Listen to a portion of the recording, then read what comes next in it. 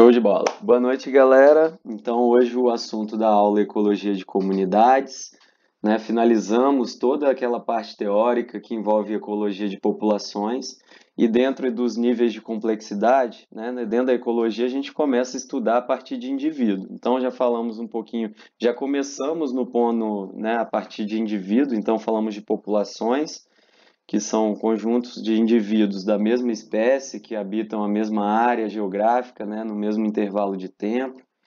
E agora a gente vai falar um pouquinho de como essas populações interagindo entre si se comportam nos ecossistemas, que aí a gente vai estar falando de comunidades, seria a definição de comunidades, né? Só resgatando um pouquinho o que já foi dito. Bem, antes de tudo é importante retomarmos alguns conceitos essenciais que vamos falar o tempo todo, daqui para frente, né? Então, lembrando o que seria um hábitat. Hábitat é o local físico onde a espécie vive, onde ela pode ser encontrada, basicamente.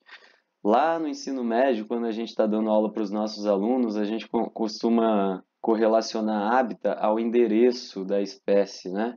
Então, hábitat seria o local onde ela vive. Bem, e nicho, por outro lado, né, muita gente confunde esses dois conceitos, mas o nicho ele está relacionado ao papel funcional, à função, né, da espécie em determinada comunidade. Então, isso envolve várias questões, além do hábitat, né? Claro que o nicho inclui o hábitat também, porque para a gente descrever as funções, a gente tem que entender o local onde a espécie ela está alocada. E ali ela vai interagir com relação à sua alimentação. Então, a gente fala da posição trófica quando a gente está falando de nicho ecológico. A gente fala das interações, né, dentro da própria população, entre os indivíduos, né, seria a relação intraespecífica, e também as relações interespecíficas.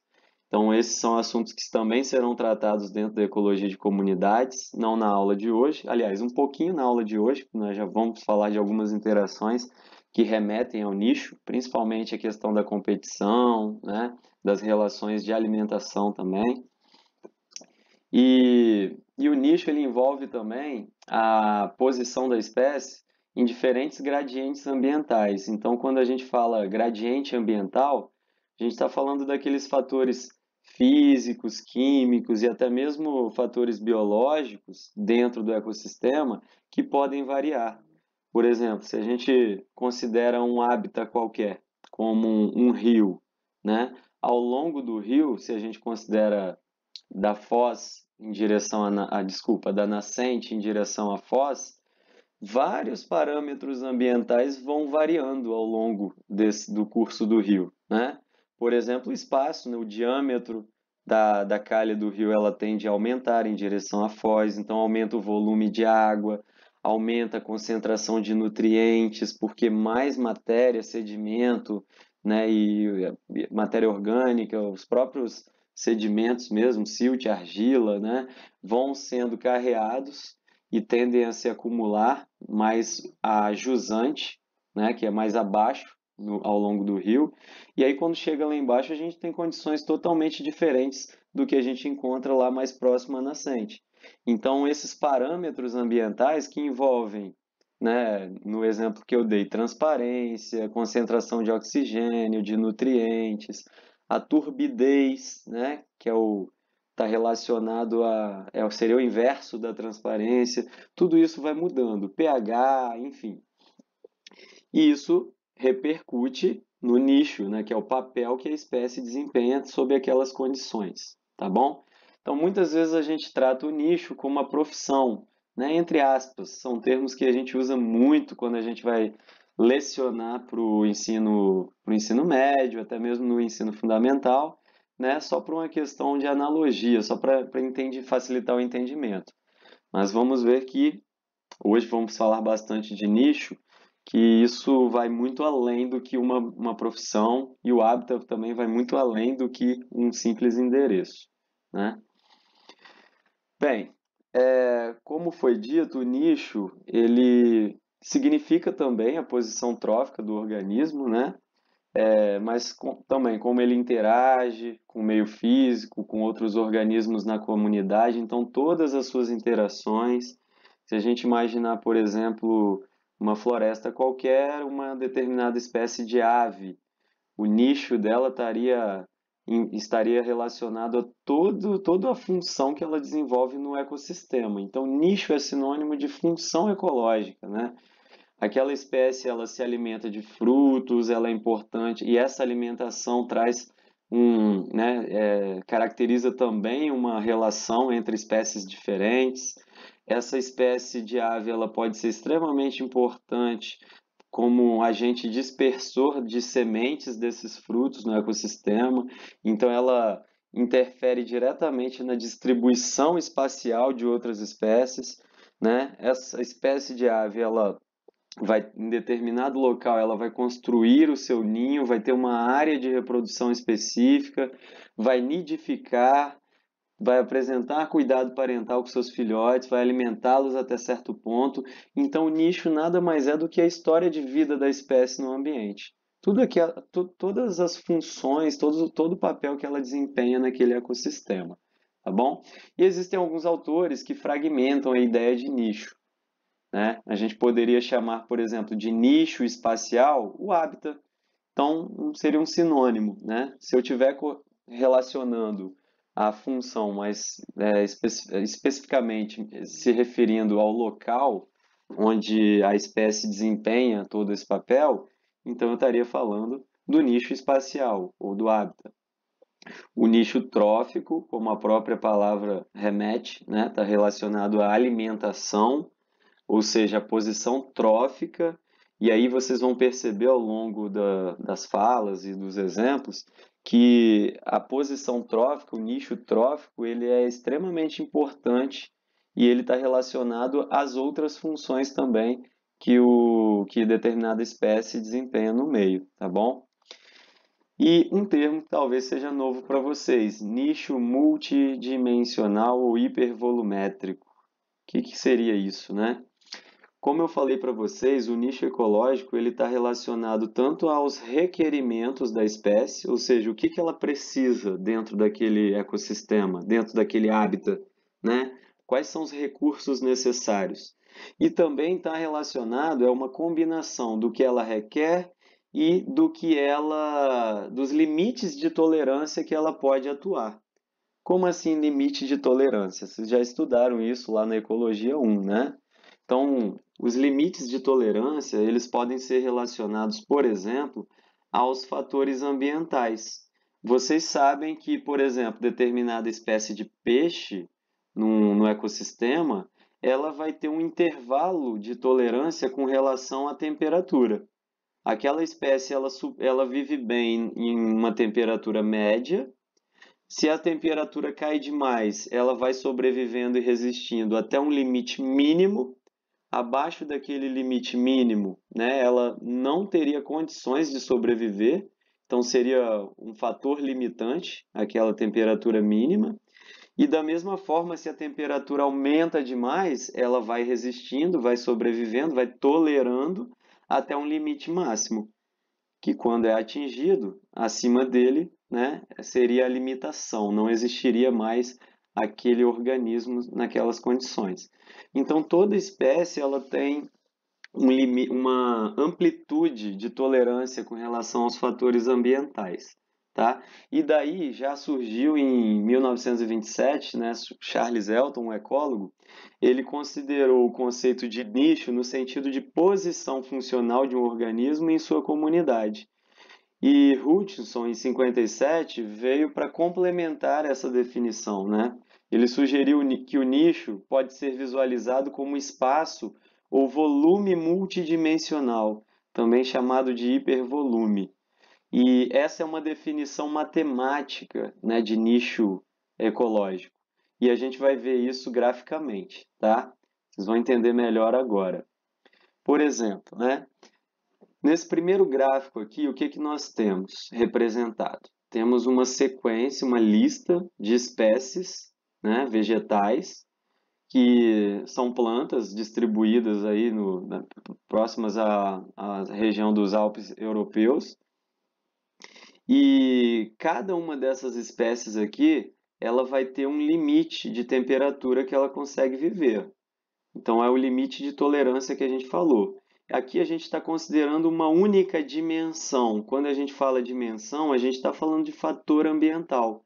Então, com relação à temperatura, né, por exemplo, pinos, ela sobrevive mais ou menos ali entre 8, né, a 18 graus Celsius, né? Então, ela teria esse limite de tolerância. E aí, cada espécie ela vai apresentando uma amplitude distinta. A gente vai entender um pouquinho por que que isso acontece, esses padrões, eles não são os mesmos para todos os organismos na natureza. Na verdade, os nichos ecológicos no mesmo ecossistema, eles tendem a se diferenciar, porque sempre que os organismos apresentam nichos muito próximos, as espécies tendem a competir. E vocês já ouviram falar de um princípio, né, chamado de princípio de Gauss, que espécies, quando têm nichos sobrepostos, elas tendem a competir. E aí o princípio ele é chamado de princípio da exclusão competitiva de Gauss, né? Elas não conseguem, essa situação de sobreposição de nichos, ela tende a levar a uma exclusão por competição. As espécies vão competir e geralmente uma vai sobressair perante a outra e a outra acaba ocupando nichos possíveis que não sobreponham. Então as espécies tendem a se deslocar e evitar sobreposições. Isso até tanto no âmbito evolutivo, por isso que quando a gente observa os padrões atuais, a gente não vê o mesmo padrão para espécies diferentes em um mesmo ecossistema. A gente pode ver em ecossistemas distintos, por exemplo, né? Existem espécies de pinheiros que ocorrem aqui na América do Sul e que ocorrem também, né, espécies até aparentadas que ocorrem lá na Austrália, por exemplo, que vão desempenhar nichos muito semelhantes, né? É o que a gente chama de equivalência ecológica. Mas por quê? Não estão na mesma região geográfica. Em geral, se estão na mesma região geográfica, elas tendem a tentar fugir daquela situação, tá? Bem, mas tá joia. Explicou, entendi aqui a tolerância para cada espécie dessa aqui vegetal, tá vendo? No mesmo ecossistema, elas tendem a ter uma tolerância uma diferente da outra. Mas aqui eu estou considerando um único fator, temperatura. A gente começa a entender melhor como é que a gente pode representar nicho, né? Com relação aos fatores ambientais, então nicho multidimensional, vários, né? Então eu deixo de considerar somente um fator ambiental e passo a considerar mais fatores. Por exemplo, nesse segundo gráfico aqui, vocês estão observando que é um gráfico que tem dois eixos, né? Um eixo aqui que representa a salinidade, o percentual de salinidade, e um eixo aqui que representa a temperatura. A gente viu que espécies podem ter tolerâncias. Se eu considerar individualmente cada característica dessa, eu consigo, né, nesse caso aqui é um exemplo que envolve uma espécie de camarão. Então a gente sabe que a espécie de camarão ela vai ter um limite mínimo de salinidade que ela tolera e um limite máximo. Acima daquela salinidade, você não encontra mais a espécie. Abaixo daquela salinidade também não, né? Para a temperatura, a mesma coisa. A espécie vai apresentar um limite mínimo e máximo de temperatura que ela consegue ocorrer na natureza. Quando a gente cruza essas diferentes dimensões, que seriam esses diferentes fatores ambientais, o que nós temos, a formação né, matemática, né, isso aqui nada mais é do que um modelo matemático, uma formação espacial de uma figura geométrica.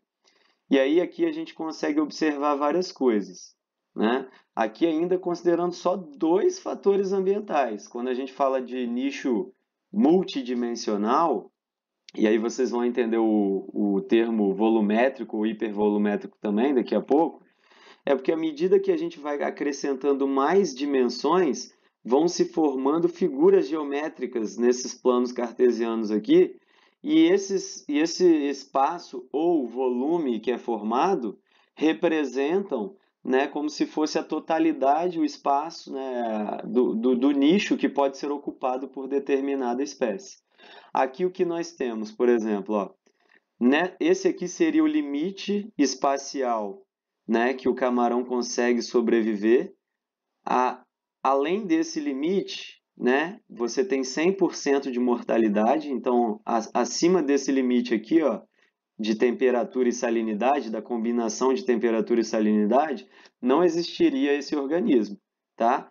E você tem, e aí você vai tendo, na verdade, dentro desse grande nicho que a gente chama de multidimensional, você vai percebendo que existem áreas em que a espécie ela sobrevive muito melhor e desempenha suas funções muito melhor dentro de determinada limitação de temperatura e salinidade, e que além daqueles limites vai ocorrendo um aumento na taxa de mortalidade. Ou seja, a espécie ainda consegue sobreviver, mas com percentuais menores, até que ela não resista mais. Então, esse seria o limite. Tá joia? Vamos entender isso agora com mais fatores ambientais, né? Se eu pego um exemplo, pode falar. Relacionado com a tolerância mesmo, né? Tá diretamente relacionado com a tolerância, exatamente. Então, quando a gente pega aqui, ó, quando coloca, vamos pegar uma outra situação, aqui já uma espécie hipotética, né? Determinado, a gente aprende isso em fisiologia, né? Toda espécie ela tem um limite de tolerância com uma temperatura ótima, uma temperatura mínima e máxima que ela consegue sobreviver. pH também, né? A gente sabe que pH e temperatura são exemplos de fatores ambientais que atuam diretamente no metabolismo. À medida que vai aumentando a temperatura, o metabolismo vai acelerando até um certo limite, acima do qual desnatura proteínas, enzimas, né? E o organismo não consegue sobreviver.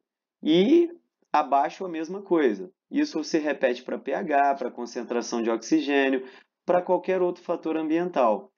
E aí, nesse exemplo hipotético, além de temperatura e pH, ele colocou aqui um outro fator ambiental que é a disponibilidade de alimento, recurso alimentar. Vai ter tem um limite de tolerância também que a espécie consegue sobreviver. Quando chega um mínimo de recurso alimentar, a população não se mantém. E se você tiver uma quantidade máxima também, isso devido até a fatores relacionados, vão também limitar o desenvolvimento dessa população.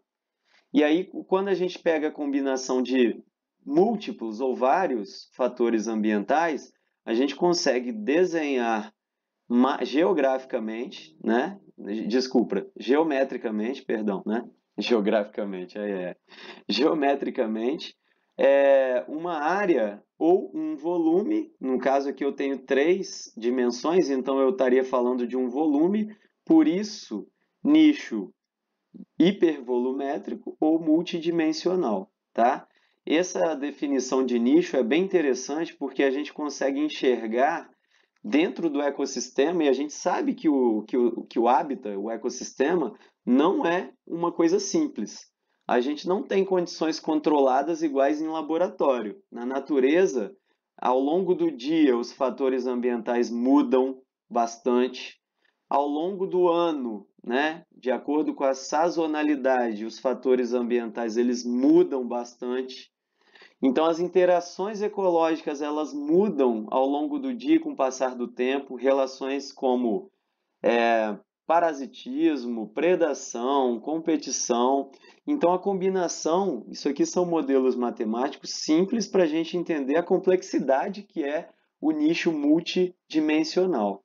Tá legal? Mas é uma definição de nicho muito utilizada em estudos ecológicos, justamente porque a gente consegue trabalhar com vários fatores ambientais ao mesmo tempo, tá? E enxergar como esses fatores ambientais eles limitam, né, a atuação, as funções que determinada espécie desempenha no meio.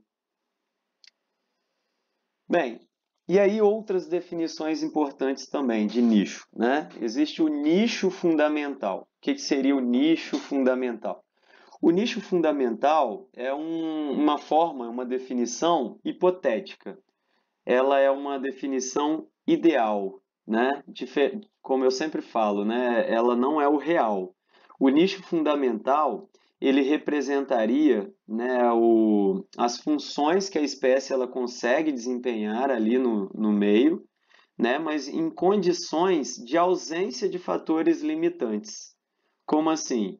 Ah, uma espécie ela está em determinado ecossistema, tem disponibilidade de alimento, tem disponibilidade de espaço para ela ocupar, para ela se desenvolver, reproduzir, e ela não tem inimigos naturais, por exemplo. Naquele ecossistema não tem competidores, né? Então não existe uma competição entre os indivíduos da população tão forte a ponto de limitar o estabelecimento dela, e não tem também competição com outras espécies a ponto de limitar, né, o estabelecimento dela. E além disso, né, características do meio mesmo, né? Então essa condição é uma condição hipotética. O nicho fundamental lembra muito aquela ideia que a gente falou dentro de populações de potencial biótico, né? Seria o máximo que a população aí consegue desempenhar no meio, só que quando a gente falou de população, a gente estava falando de crescimento, né? De densidade populacional, agora a gente está falando de desempenho de função, né? Seria o máximo que a espécie, a população, conseguiria desempenhar dentro de determinado ecossistema na ausência de fatores limitantes, tá? E aí a gente seria o máximo de hipervolume. Aquela área ou aquele volume que a gente determinou com relação às dimensões não teria uma limitação, seria algo muito maior, seria o máximo possível, né? O tamanho máximo possível que esse hipervolume pudesse alcançar, tá bom? Bem, a gente sabe que na natureza isso não acontece. Oi? Não, eu queria fazer uma pergunta. A questão desse nicho fundamental. Como que eles costumam fazer para chegar nesses valores? Por matemática mesmo, em função, que analisa o natural e meio que a função matemática você tenta deduzir como que seria o fundamental, Isso, ou exato. bactéria ou alguma outra coisa, mais colônia, né? Sei lá, É. mais no laboratório. Agora, e bicho grande, né? Então, Que não o, vai criar fora. o nicho fundamental, André, é teórico, então é hipotético. É uma hipótese. É algo que a gente não consegue ver na natureza, pelo menos não, né, a longo prazo, até o estabelecimento de uma espécie, porque não existe. É hipotético, é exatamente o que você falou. Como é que a gente, então, determina o nicho fundamental? Você tem que fazer um estudo ecossistêmico dentro de determinada população e analisar quais seriam os fatores limitantes. Em laboratório, né, a gente consegue estimar para organismos menores, né? Para organismos maiores, isso é feito através de modelagem matemática. Então, são funções. Já viram aquelas equações em que a gente vai variando uma ou mais variáveis? Você tira uma, coloca outra. Então, seria uma função matemática em que a gente conseguisse isolar os fatores observados na natureza, que são os fatores limitantes, e aí o que ele me geraria enquanto graficamente falando? Isso, né, esse volume máximo, que é hipotético, seria o meu nicho fundamental. A gente sabe. Oi? Tem programas para isso, não é? Programa de... Tem vários softwares que fazem isso, né? Quem estuda ecologia teórica, pessoal, você usa vários aplicativos, né? Existem vários aplicativos, vários programas que rodam. Você coleta os dados, inclusive para criar essas funções, esses modelos matemáticos, eles são criados a partir de bases de dados. Só que imagina que na ecologia, como a gente viu, né, as populações elas variam com o tempo. Então tem vários estudos que, por exemplo, vão sendo alimentados com dados que são coletados a partir de diversos estudos, vários estudos, e aí eles vão coletando e acumulando esses dados nesses softwares, e esses gráficos eles vão mudando e mostrando, por exemplo, como é que isso pode mudar de acordo com as alterações climáticas, de acordo com a época do ano, enfim. Então, assim, nicho fundamental é algo hipotético, é teórico, né? Nós estamos falando dele porque ele representa um potencial, é o nicho potencial da espécie.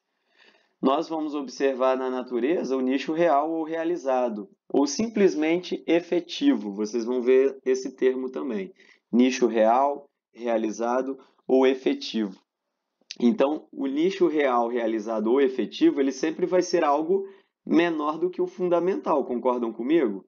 Por quê? Porque aqui eu vou ter os fatores limitantes. Aqui eu vou ter a restrição que o meio ocasiona no estabelecimento das espécies em virtude da ação de predadores, de doenças parasitoides, né, que vão agir na população, da competição. Então, são todas condições que limitam. E quando a gente considera esses fatores como dimensões, né, do meu nicho multidimensional, eu vou ter, então, esse nicho real ou realizado, ou simplesmente efetivo, tá bom? E aí ele vai estar relacionado a um hipervolume menor, né? O fundamental é sempre o máximo possível, é algo teórico, hipotético, é algo que a gente deduz, né? Através de modelagem matemática, tudo, né, tudo que foi dito até aqui, e o real é aquilo que a gente pode comprovar na natureza coletando dados, verificando, né, através também de programas e modelos, mas através de dados reais, né, vão gerar ali o que seria o nosso nicho hipervolumétrico ou multidimensional, tá? Vamos lá. Aqui, para exemplificar para vocês, eu acho que agora vai ficar um pouco mais claro. Ó. Então, no ecossistema, no hábitat, a gente tem vários fatores ambientais atuando, né? A combinação de todos esses fatores ambientais vão gerar graficamente para a gente figuras espaciais, né? Se forem duas dimensões, vai ser uma área. Se forem três ou mais, vão gerar o quê? Um espaço volumétrico dentro do plano. E aí o que nós teríamos aqui representado? O nicho fundamental seria o hipervolume máximo possível, que é teórico, né? A gente deduz através de modelagem matemática e cálculos, né, hipotéticos. E o nicho real, que sempre vai estar dentro do nicho fundamental, porque o nicho real considera os fatores limitantes, então vai ser sempre algo menor. Ficou claro agora? É uma definição bem matemática, né? Mas é bem simples de entender. Vamos ver aqui alguns desdobramentos com relação à questão do nicho ecológico, né? Bem, falamos aqui que o nicho ecológico ele vai apresentar uma amplitude com relação, né, a determinada dimensão, a determinado fator ambiental, né? E essa amplitude nada mais é do que a variação do que aquele nicho vai estar agindo, que a espécie vai estar então desempenhando as suas funções. Quando num mesmo ecossistema nós temos duas espécies que apresentam nichos ecológicos que podem se sobrepor, ou seja, eles apresentam certa semelhança, quanto maior a semelhança em termos de nicho, né, de função no ecossistema entre duas espécies, maior vai ser a sobreposição entre eles. Quanto mais distintos forem esses nichos, menor a chance de sobreposição.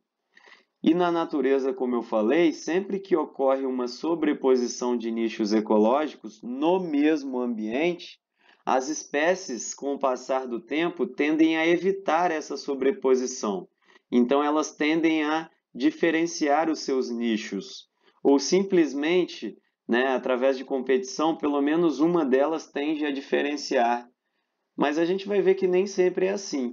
Existem formas de você explorar, por exemplo, recursos semelhantes no mesmo ecossistema, entrando numa espécie de acordo, entre aspas, né? Porque as espécies não pensam. Isso é efeito evolutivo com o passar do tempo, Então é adaptação, seleção natural. Mas muitas espécies elas conseguem explorar o mesmo recurso de formas diferentes. Por exemplo, ao longo do dia, em alguns momentos, determinada espécie, população vai lá e aproveita aquele recurso, né? Em outro momento do dia, é uma outra espécie que vai lá. Parece até um combinado, mas isso foi a pressão evolutiva e a pressão de competição que levou essas espécies, né, a explorarem diferentes momentos para poder utilizar o recurso.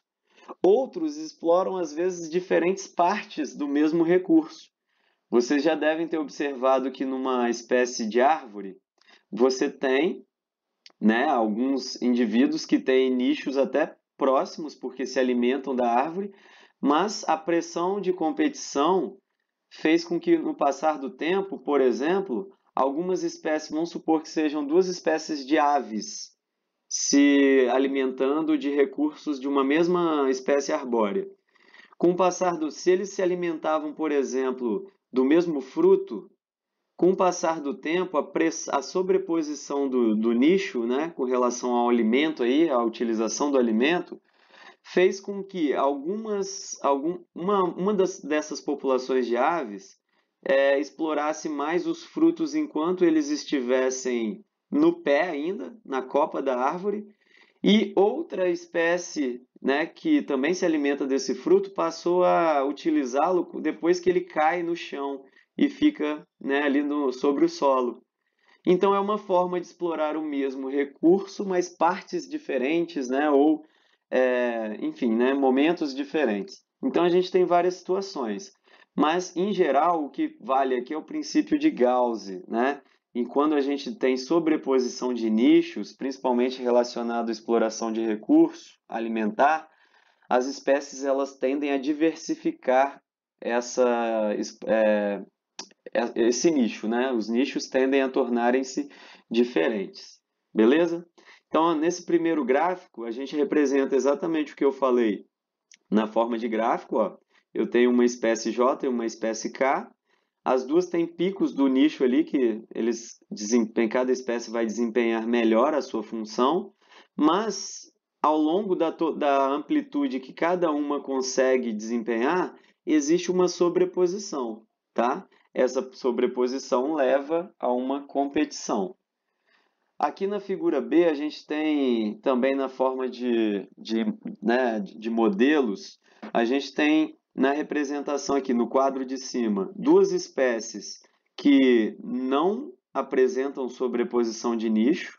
Então, são duas espécies que exploram, por exemplo, recursos alimentares distintos no mesmo ecossistema.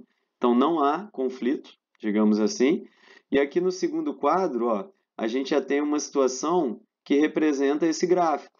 A gente tem duas populações que têm uma certa semelhança de nicho, e aí você tem sobreposição dos nichos ecológicos. Isso gera um conflito, isso gera, né, um estresse para ambas as espécies, e elas tendem a caminhar para evitar isso. Então, isso aqui, com o passar do tempo, essa situação aqui, ela leva à diferenciação de nichos ecológicos. Por isso que nos ecossistemas é muito comum, nos ecossistemas bem estabelecidos, né, é muito comum a gente observar espécies com nichos diferentes, né? Não é comum haver muita sobreposição de nichos em ecossistemas estabelecidos, ok? Adriano, Oi. tem uma pergunta que a Eduarda pediu para você, porque ela está com o microfone um pouco ruim. Ela escreveu assim: tem uma ideia que as plantas se comunicam pelas raízes e fazem troca de substâncias. Parece que acontece mais em indivíduos da mesma espécie, mas ocorre com espécies diferentes. Seria um exemplo desse acordo, entre aspas, né, que você colocou aí, que você falou pra gente? Não, não tem nada a ver. O acordo, eu falei bem entre aspas mesmo, porque não é bem um acordo, né? Na verdade, esse acordo entre aspas, ele vem de um conflito, né?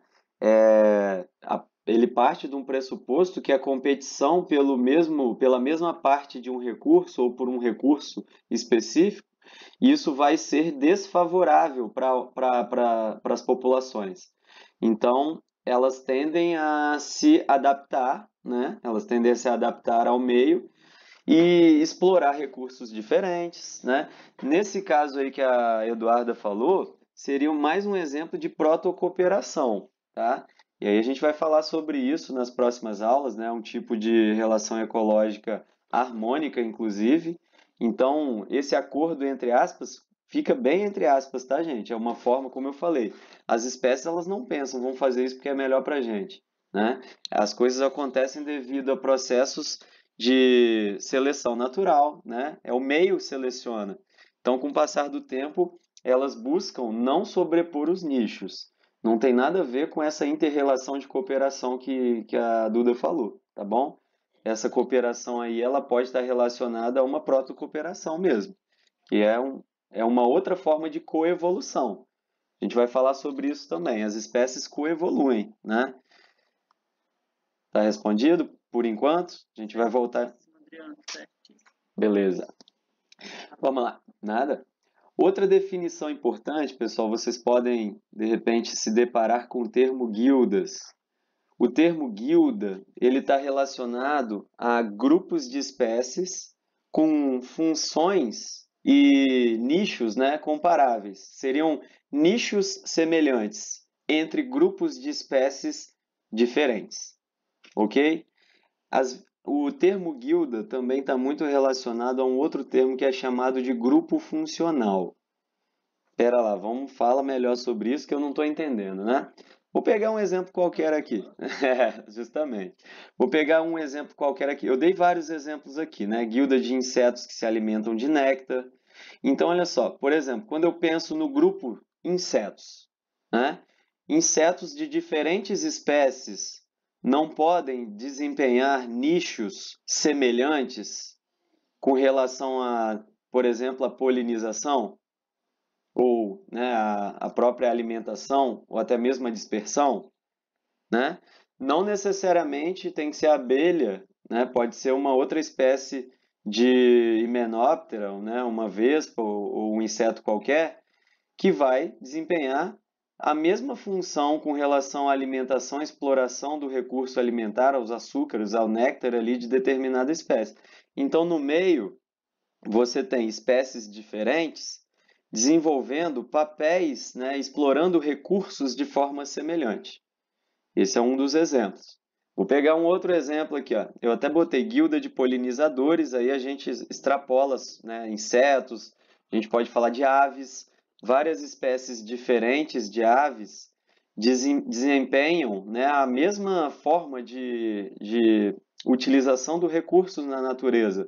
Vão lá em flores específicas, né, coletam lá o néctar, os açúcares, ou o próprio pólen, né, para se alimentar e acabam nessa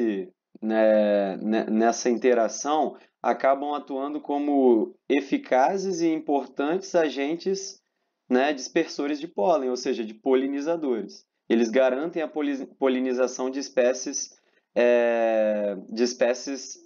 de angiospermas, por exemplo, qualquer plantas com flores. Então, o fato, o que seria guilda? Guilda está relacionado a formas semelhantes de explorar os recursos no meio, mas entre espécies diferentes. Então, são espécies diferentes executando, desempenhando papéis semelhantes. Ficou mais claro agora? Dá um feedback, gente. Vamos lá, guilda de parasitas de plantas. A gente sabe que existem várias espécies de nematóides, espécies de fungos, espécies de bactérias que atacam plantas. Então, a forma do parasita explorar o recurso planta, entre eles, entre parasitas diferentes, mas não é semelhante? Então, são nichos semelhantes, são funções semelhantes, né? Guilda de carnívoros. Você tem aí, por exemplo, né, vamos pegar lá nas savanas africanas. Você tem os topos de cadeias alimentares, como leões, tigres. eles, né, são também, de certa forma, equivalentes ecológicos, né? Então, eles têm nichos muito semelhantes, eles exploram com relação à exploração do recurso alimentar, são topos de cadeia alimentar, mas são espécies diferentes. Então, espécies diferentes desempenhando, né, utilizando os recursos de forma muito semelhante. Então, eles representariam a mesma guilda, seriam grupos funcionais, né, parecidos. Por exemplo, na minha área, né, dentro da limnologia, inclusive eu indiquei para vocês uma live hoje que ocorreu com o Francisco Esteves, né, ele é considerado o pai da limnologia no Brasil.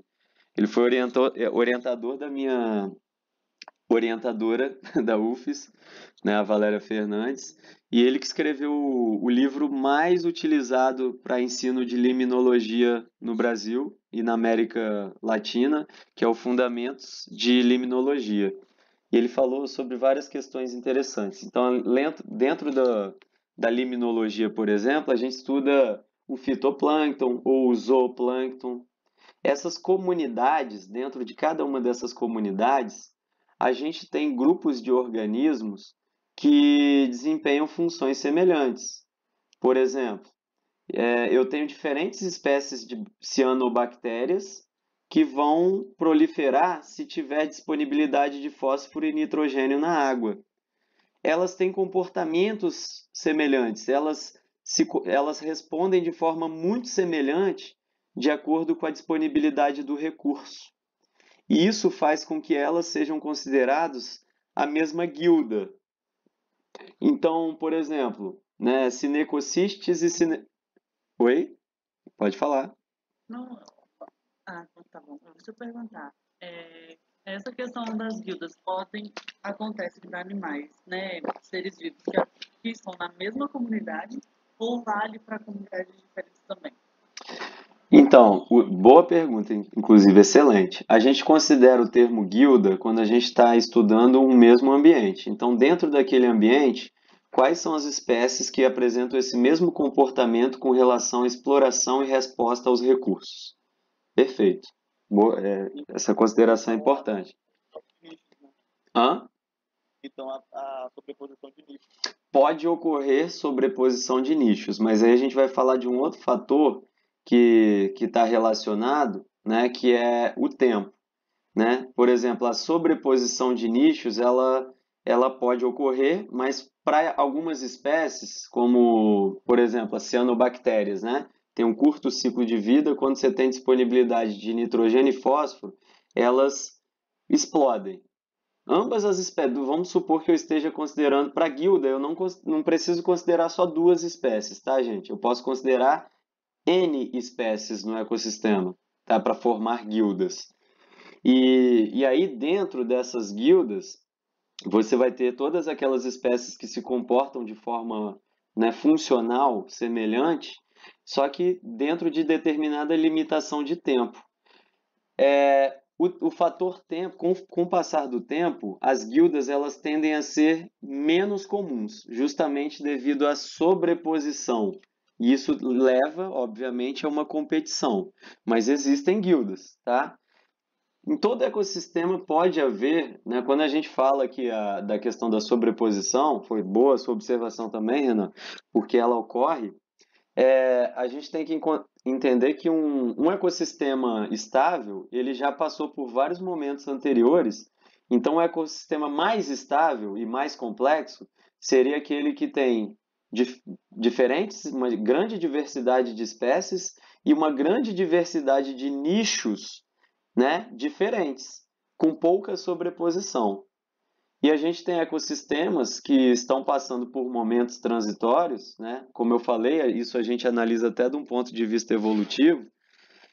Com o passar do tempo, essa sobreposição ela tende a reduzir, mas em geral, se há guildas, pode ocorrer, né, a sobreposição de nichos.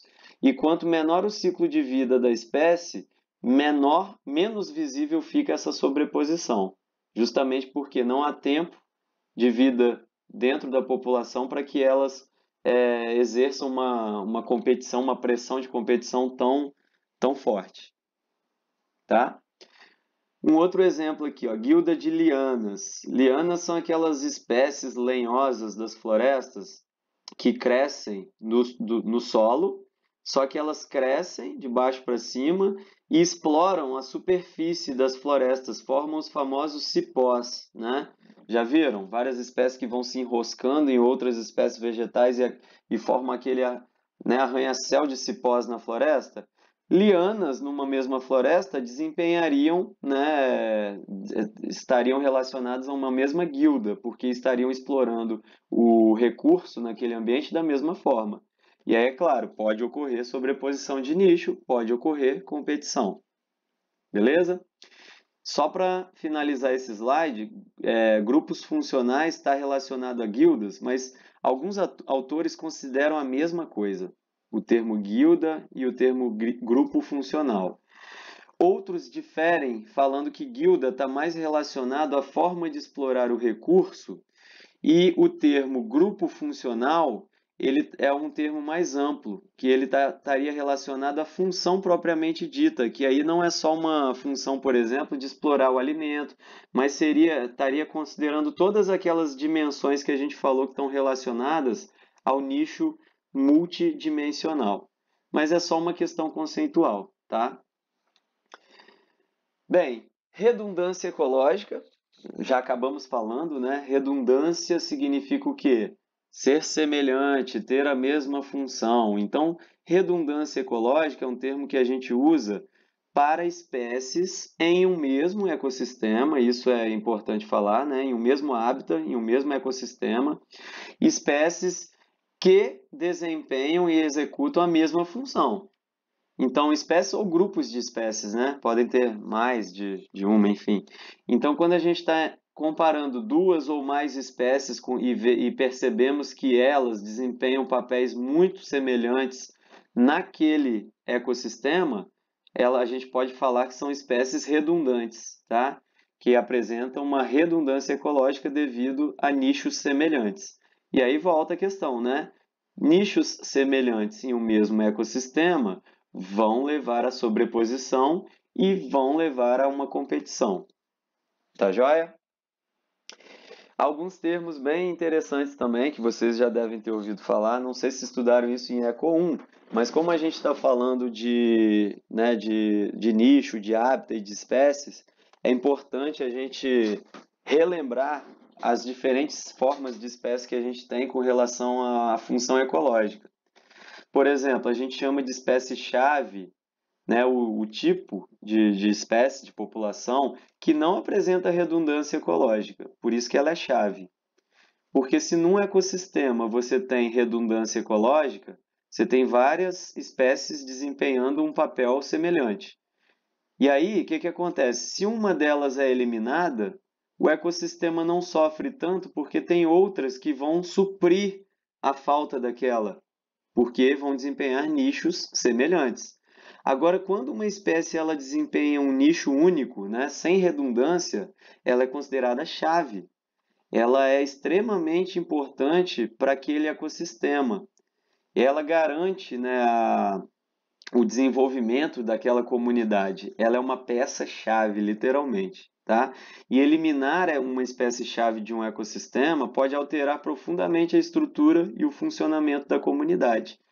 Aqui eu coloquei para vocês, não lembro se vocês já foram ao Parque Estadual Paulo César Vinha, lá, né, em Setiba, Guarapari, mas quando formos, né, se vocês provavelmente vão visitar, né, nesse ano ou pós-pandemia, né, ano pós-pandemia, mas lá é possível observar a presença de algumas espécies-chave, por exemplo, a clúzia.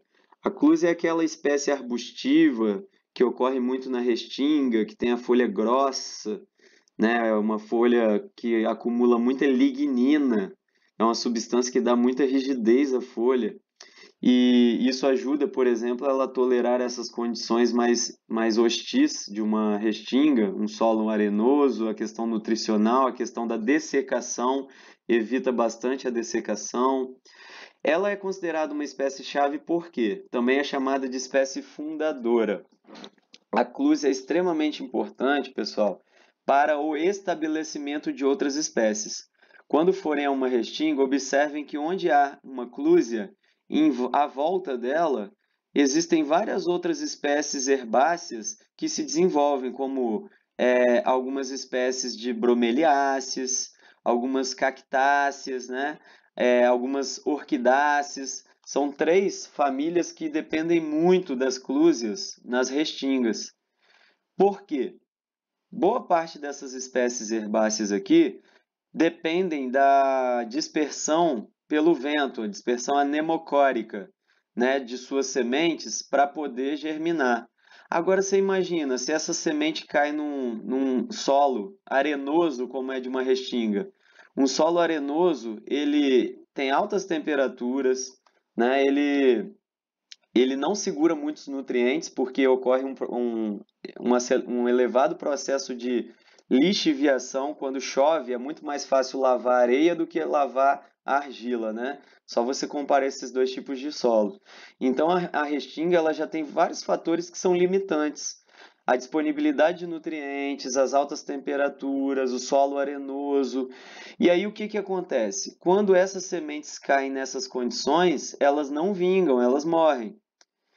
Só que a presença de clúzias na restinga fazem com que essas espécies consigam se desenvolver à sua volta, porque a clúzia, quando cresce, ela serve tanto como uma barreira física para que as sementes, né, os propágulos dessas outras espécies herbáceas batam aqui na clúzia e caiam abaixo dela. Ela também auxilia com o sombreamento, amenizando as elevadas temperaturas e a incidência solar sobre as herbáceas. Então, é uma condição mais favorável para o desenvolvimento de bromélias, cactos e orquídeas. E, além disso, essas folhas da clúzia, que são grossas, quando elas caem aqui embaixo, elas demoram a decompor. E isso faz com que se forme uma serrapilheira. Aí, Renan, serrapilheira, um termo que você gosta pra caramba. Então, forma-se uma serrapilheira aqui, em cima desse solo arenoso, gerando matéria orgânica que vai disponibilizar nutrientes para o crescimento também de bromélias, orquídeas e cactos. Por isso que é muito comum, quando a gente adentra na restinga, observar essas moitas. Lá no Paulo César Vinha, inclusive, isso aqui forma o que a gente chama de mata aberta de clúzias. A gente observa ilhas, né? Ilhas de espécies vegetais, e obviamente tem várias espécies animais e outros organismos interagindo aqui no meio, e entre elas cordões arenosos. Onde tem os cordões arenosos não é favorável à sobrevivência, ao desenvolvimento das populações vegetais. Onde tem a presença da clúzia, sim, é favorável. E aí eu pergunto a vocês, o que acontece se a clúzia se extingue num ecossistema como esse? Ela sai levando todo mundo junto, né? Não vai ter mais bromélia, orquídea, não vai ter mais cactos, não vai ter mais algumas palmeirinhas como guriri também, que depende dessas ilhas. Enfim, isso é uma espécie-chave, aquela que tem uma função quase que única no ecossistema. E ela é fundadora também porque ela ajuda na chegada de outras espécies. Em geral, a espécie-chave ela chega primeiro e vai permitindo o estabelecimento de outras. Bem interessante isso, né, gente? Bem, uma outra. Oi. Espécie-chave a gente pode considerar como sinônimo de espécie fundadora também? É como se fosse assim, as duas classificações para uma mesma espécie.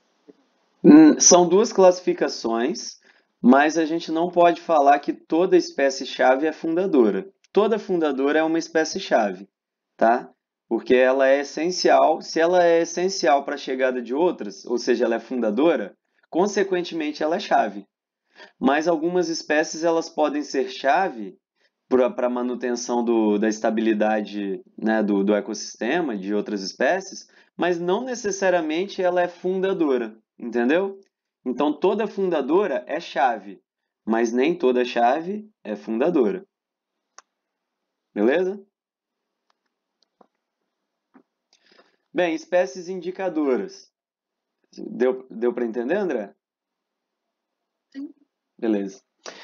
Vamos lá. Um termo que a gente usa muito, né? Espécies indicadoras. A gente às vezes fala muito de bioindicador, Na minha área é muito comum, né? Eu passei a Botânica 2 inteira falando para vocês de espécies bioindicadoras, cianobactérias, quando proliferam no ambiente, elas estão indicando uma má qualidade ambiental, né? Um processo de eutrofização, poluição orgânica, enfim.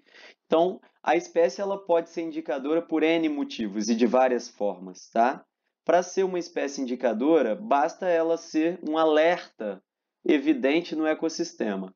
Então, são aquelas espécies que elas atuam como avisos iniciais de alguma mudança ocorrida na comunidade, né, e no ecossistema.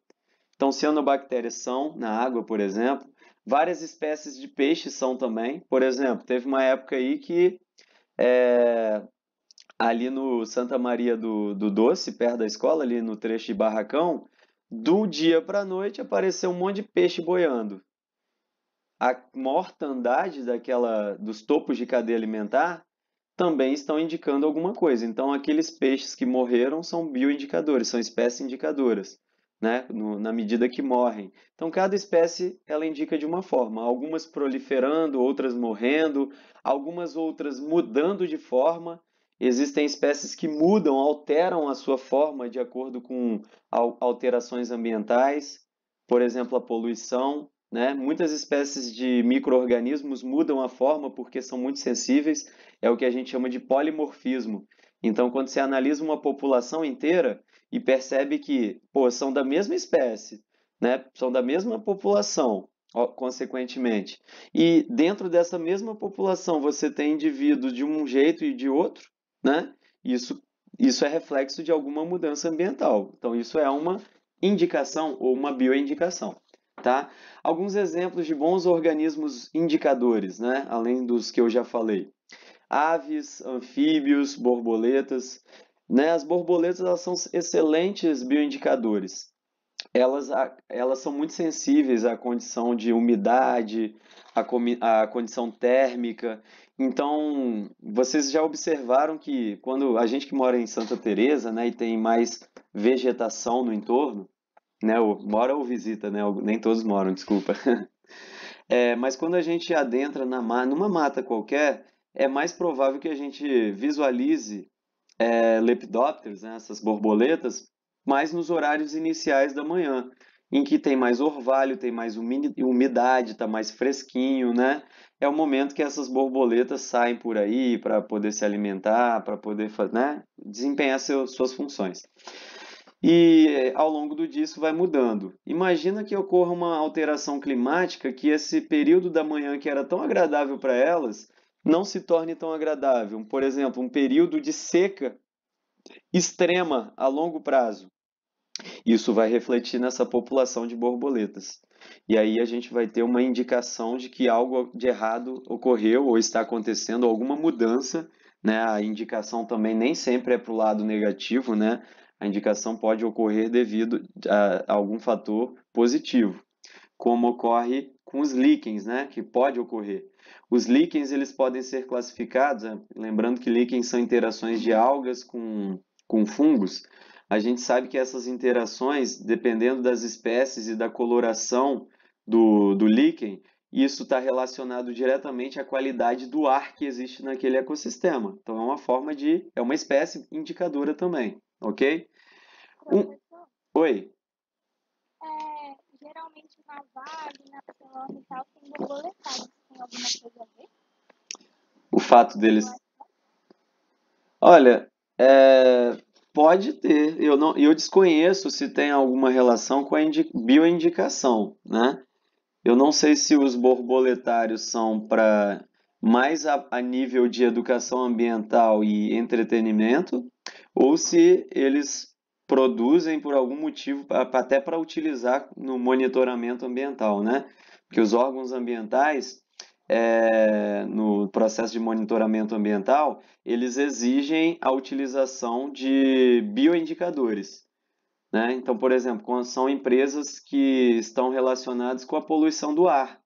Pode estar relacionado, pode ser. Eu só não vou te afirmar isso, Elô, porque realmente eu não sei. Mas pode ter relação, seria plausível. E aí?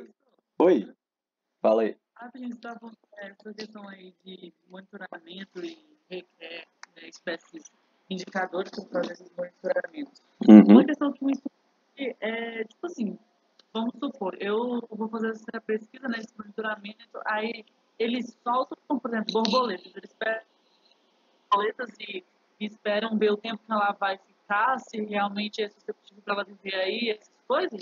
É, com certeza. Para você, todo agente bioindicador, existem as duas coisas, tá, André?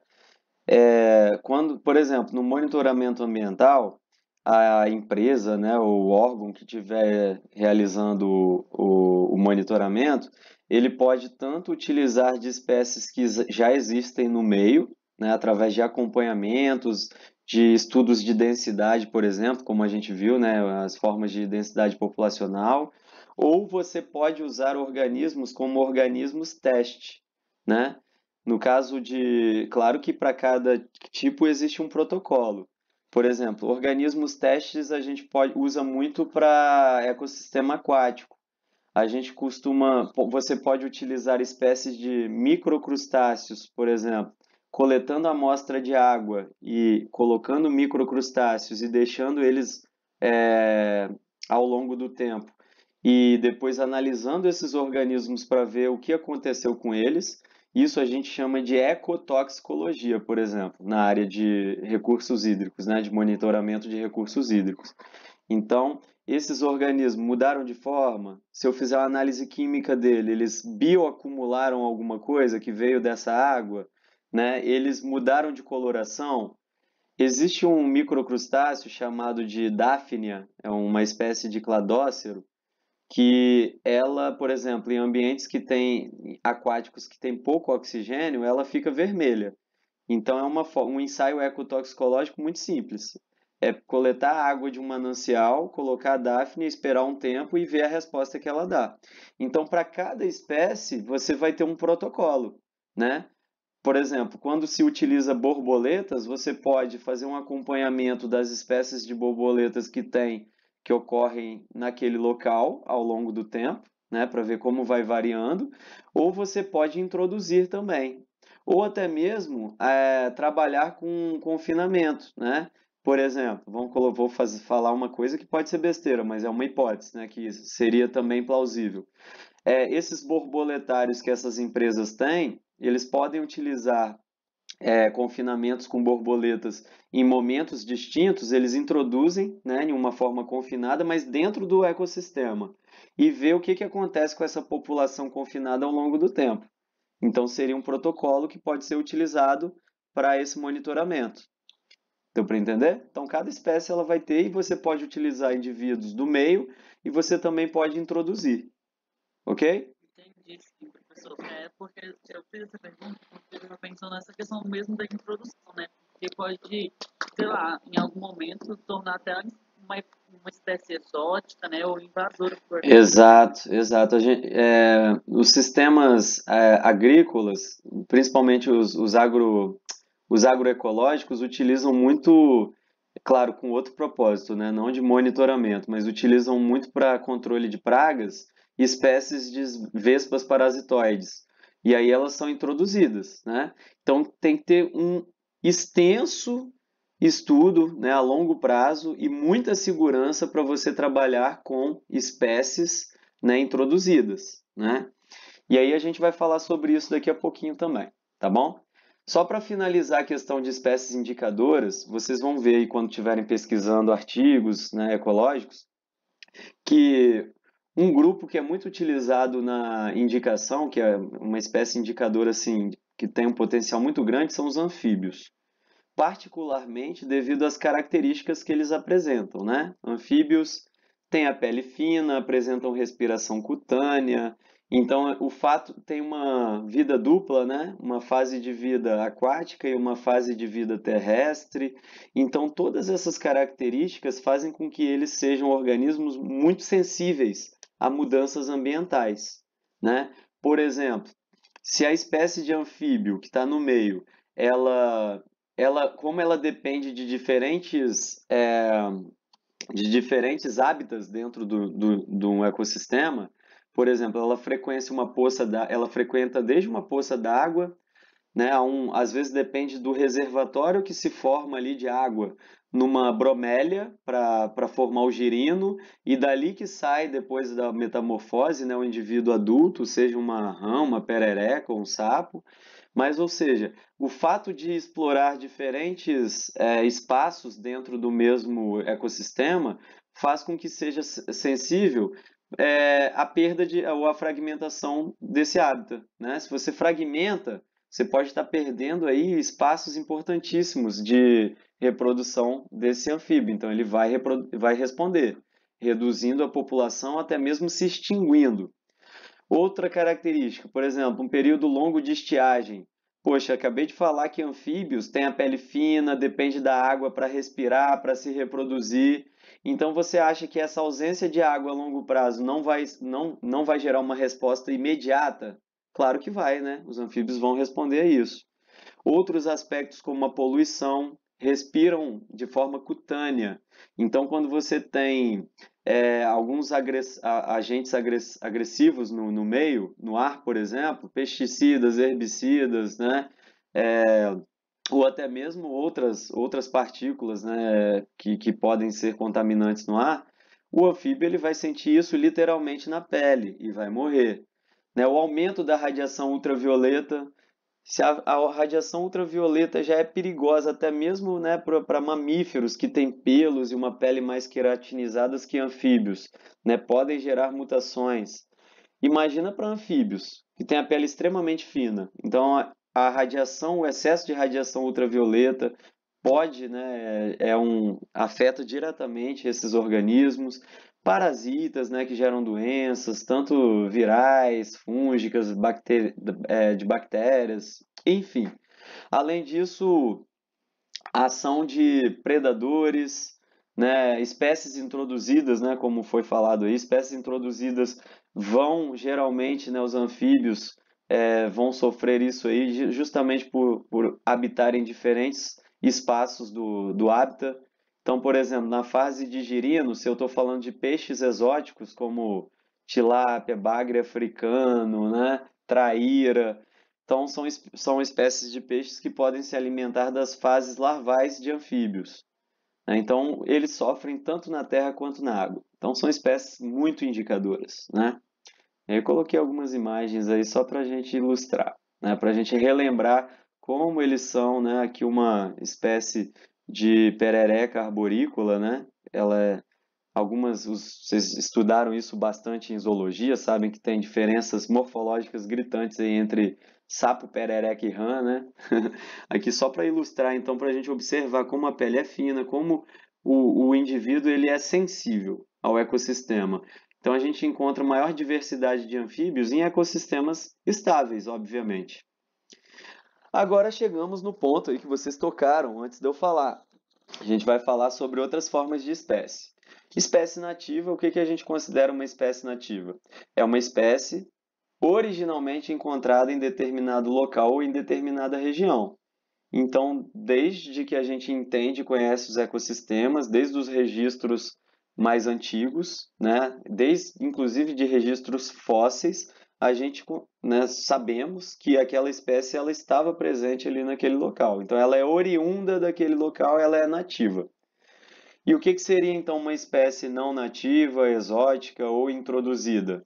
Né? O próprio termo já se autodefine.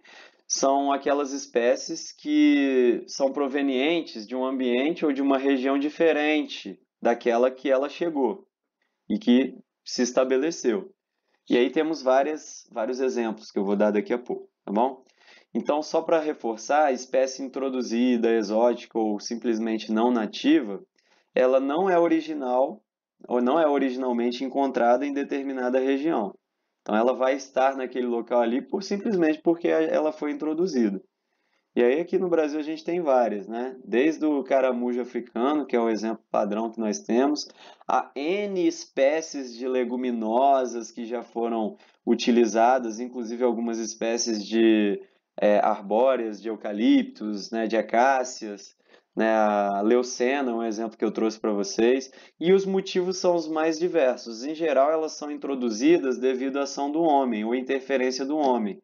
Espécies mais que apresentam maior possibilidade de serem introduzidas são aquelas que estão perto de populações humanas, devido a interesses comerciais, né, econômicos, né, em primeiro lugar, ou simplesmente devido a ações humanas que não têm esse propósito, mas acabam gerando. Por exemplo, vocês sabem que muitos produtos eles são exportados e importados, eles são transportados, né, nesses câmbios econômicos através de embarcações. E essas embarcações elas saem de um porto lá do outro lado lá na puta que pariu em outro continente, né, e vêm parar aqui nos portos brasileiros e saem daqui e vão para lá também. E vocês sabem, eu acho que eu até comentei com vocês sobre a água de lastro, né? A água de lastro é aquele volume de água que é utilizado para o equilíbrio ali das embarcações. Quando elas estão cheias, elas liberam essa água para o meio, né? Então elas esvaziam suas comportas, seus compartimentos. E quando elas chegam num porto e descem a carga, né, a embarcação fica mais leve, né, se assim podemos dizer, e aí para estabilizar o peso da embarcação, ela abre as comportas e enche seus compartimentos inferiores de água. Essa água ela vai sendo trocada de um oceano para outro, de um litoral de um continente para outro, e essas trocas elas podem levar organismos que chegando lá do outro lado podem se estabelecer e se tornarem espécies, são espécies exóticas, né, pelo simples fato de chegarem. Só que se chegam e se estabelecem bem, ou seja, elas conseguem se desenvolver, né, desenvolver populações que se autossustentam, né, produzem novas gerações, elas são consideradas espécies estabelecidas. Então imagina, a espécie além de ser exótica, ela se estabeleceu. E aí já é um problema grande. Só que se essa espécie ela se estabeleceu tão bem a ponto de conseguir avançar sobre os ambientes naturais e alterados daquela região que a espécie chegou, a gente chama a espécie de invasora, né? Então vejam bem, uma espécie que é invasora, automaticamente ela é uma espécie estabelecida, ela teve que se estabelecer e automaticamente ela é uma espécie exótica. Então veio de um outro lugar diferente da sua origem, né? Ela se chegou e se estabeleceu. Se ela se estabeleceu e conseguiu começar a invadir novos ambientes, é uma espécie invasora. E são essas espécies aí que a gente tem que ter cuidado quando a gente vai fazer qualquer tipo de introdução intencional, né? Obviamente, como foi a introdução da Achatina fulica. Na verdade, o que é a Achatina fulica, né? É uma espécie de gastrópode que ela foi introduzida no Brasil, né? Começou pela região sul, né? Lá no Paraná, e isso foi na década de 80. E o objetivo de trazer esse gastrópode para cá, esse caramujo, foi substituir comercialmente o escargot, que é, né, uma espécie também de gastrópode que é muito mais cara. Então foi uma tentativa de se criar um escargot brasileiro. Olha que delícia, né? Só que com uma espécie africana que veio lá do Quênia e da Somália. Então, imagina, os produtores iniciais trouxeram esse caramujo para cá, começaram a cultivar, introduziram na economia brasileira, né, na gastronomia. Só que olha que bacana, gente. O brasileiro detestou o gosto. Não era parecido, nem um pouco parecido com o escargot, né, com o escargot tradicional. E aí o que fez? Os criadores abandonaram esses cultivos de Achatina fulica e várias espécies desses cultivos abandonados se espalharam e caíram na natureza. Quando chegaram na natureza, não encontraram predadores naturais e se tornaram o que a gente chama de praga. E hoje, a Achatina fulica é uma espécie exótica, estabelecida e invasora é uma espécie invasora tão grande, tão forte, que ela simplesmente está presente em todas as regiões do nosso país. A gente consegue observar isso em épocas mais úmidas aqui em Santa Teresa, né? Que até no campus, quando a gente vai sair à noite da escola, você está saindo, por exemplo, de carro, lá você ouve só os crack, crack, crack, que é de tanta concha de caramujo que tem no meio do caminho. Porque, né, em períodos mais úmidos, eles proliferam mais fortemente. Mas é uma espécie invasora, né? Bem, para não ficar só com animais, né? Vou dar um exemplo. Alguém quer perguntar algo? Eu ia falar porque a Eduardo perguntou ali se a questão do java-porco foi tipo isso aí também. Do java-porco é uma espécie de javali que veio para utilização na culinária. Eu não me recordo muito bem desse exemplo, não, java-porco. Mas tá. Foi introduzida com mas foi introduzida de forma intencional para alimentação? Eu não sei porque eu não conheço bem esse exemplo. Então não, é. Bem, então vamos deixar aí como dever de casa para vocês, né? E na próxima aula a gente até fiquei curioso, né? Vou ver isso aí e a gente retorna. Porque de fato eu não vou falar besteira, né? Eu lembro que eu já li alguma coisa, mas eu não posso falar com propriedade agora. Aí a gente volta nisso aí mais adiante. E aí eu trouxe outro exemplo para vocês também, né, da Leucena leucocéfala. É uma espécie de leguminosa, né, até pela característica do fruto seco, formando a vagem, né, o padrão de folhas. Essa espécie, ela é originária da América Central e do México. Ela foi introduzida no Brasil em diversos estados, com o intuito de formar forragem para o gado. Então, é uma espécie forrageira. Ela serve de alimento, inclusive, para o gado. Só que quando introduziram ela no ecossistema, observaram que os ecossistemas, por exemplo, que eram abandonados, eles não conseguiam evoluir, né, em termos de sucessão ecológica, né? Então, essa espécie, devido à sua característica de excelente competidora, crescimento rápido, né, a utilização de recursos como nutrientes, né, absorção pelas raízes, crescimento rápido, faz com que elas cresçam mais do que outras espécies e acabem, né, inibindo o crescimento de outras. Então, onde chegou a Leucena leucocéfala, ela se estabeleceu de uma forma muito agressiva. Então, é um outro exemplo de espécie que foi introduzida com interesses econômicos, né, para forragem para o gado, e que se tornou uma praga. Ela não permite o estabelecimento de espécies nativas. Onde ela ocorre, ela prolifera e domina, porque ela é uma excelente competidora por espaço, luz, nutrientes e acaba impedindo então processos aí de crescimento de outras espécies, tá? Isso atrapalha o processo de regeneração natural, né? Enfim. Uma característica interessante é que ela não inibe só o crescimento de espécies vegetais. Ela apresenta né, como princípio aqui na sua composição química uma substância chamada mimosina. Essa substância em altas concentrações em animais, ela é tóxica, né, e ela gera queda do pelo. Aí vocês podem se perguntar, né, mas por que então escolheram ela inicialmente para forragem para o gado? Escolheram ela inicialmente para isso, porque observou-se que em ruminantes ela não provoca esse efeito de queda de pelos, só em outras espécies, né, de mamíferos, né, e de animais.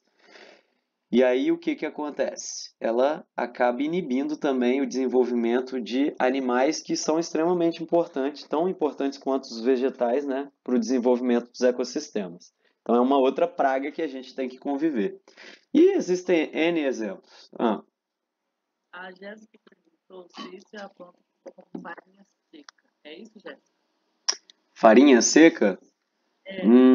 Também não vou saber. Eu não conheço como esse nome. Na verdade, eu só conheço como sempre, né, nos trabalhos que a gente lê, eu vejo leucena. Mas certamente ela tem um nome popular, né? Ela deve ter um nome popular até por ser uma praga. Mas eu não sei. A gente pode ver isso também. A gente confere essa informação. Farinha seca, né? Vamos confirmar isso depois. Pode ser, eu não sei porque eu sempre me referi como leucena. A gente fala do gênero, né? Mas ela é a principal problemática, então a gente já, já relaciona ela, tá bom? Mas a gente vê isso aí também. Bem, avançando aqui, pessoal, né? Chegando aí do meio para o final da nossa aula, vamos falar sobre equivalentes ecológicos. Falamos de redundância ecológica, que é quando duas espécies elas apresentam nichos semelhantes em um mesmo ecossistema. Agora a gente está falando de equivalentes ecológicos. Não confundam. Quando a gente fala de equivalência ecológica, a gente está falando de espécies que vão apresentar um mesmo nicho, ou um nicho muito semelhante. Entretanto, isso vai ocorrer em reações geográficas diferentes. Então, eu estou pegando, né? Vamos voltar lá no meu exemplo inicial da algumas espécies de pinheiro. Vamos pegar a própria araucária, que eu coloquei como exemplo aqui embaixo, né? A araucária, ela existe lá na Oceania, quanto aqui na África, também existe na Ásia. Desculpa, aqui na África é ótimo, né? Viramos africano agora. Mas a araucária ela existe na Oceania, existe nas Américas, existe na Ásia. Opa, são espécies diferentes, né, dentro do mesmo gênero, que vão desempenhar nesses diferentes locais papéis ecológicos muito semelhantes. Então, são nichos semelhantes em locais diferentes. Consequentemente, a gente chama essas diferentes espécies de equivalentes ecológicos, tá bom? Bem, existe uma tendência de, quando essas espécies elas ocorrem em regiões geográficas mais próximas, elas apresentarem um parentesco taxonômico. Por exemplo, né, pertencerem ao mesmo gênero, mas isso não é uma regra, é uma tendência, tá? Geralmente, não são aparentadas em regiões não contíguas. Então, quando a gente pega assim espécies que estão isoladas geograficamente, né, elas apresentam uma distância espacial muito grande, a tendência é de que o parentesco taxonômico seja menor, ok? Eu trouxe alguns. Oi. Os marsupiais seriam um exemplo também? Seriam um exemplo, né? A gente tem várias espécies de marsupiais do mesmo gênero, né? Por exemplo, de delfis, que ocorrem quando a gente pega, por exemplo, em regiões geográficas distintas, né? A gente tem diferentes espécies de delfis que ocorrem na América Central e na América do Sul. Não são a mesma espécie, mas nos seus respectivos ambientes, nas suas respectivas regiões geográficas, eles desempenham funções comparativamente muito semelhantes. Então, são equivalentes ecológicos. Quando a gente pega espécies de delfis, por exemplo, da Oceania e da América do Sul, a gente já percebe desculpa, né, da América do Sul e da África do Sul, a gente já percebe um distanciamento em termos de taxonômica, às vezes não pertencem, são da mesma família, né, mas não pertencem ao mesmo gênero, por exemplo. Isso faz parte do próprio processo de especiação, né, de evolução, de seleção que a gente tinha falado anteriormente. Os isolamentos geográficos, quanto mais distante, geralmente as condições ambientais passam a ser diferentes e tendem a levar essas espécies, essas populações, para caminhos diferentes.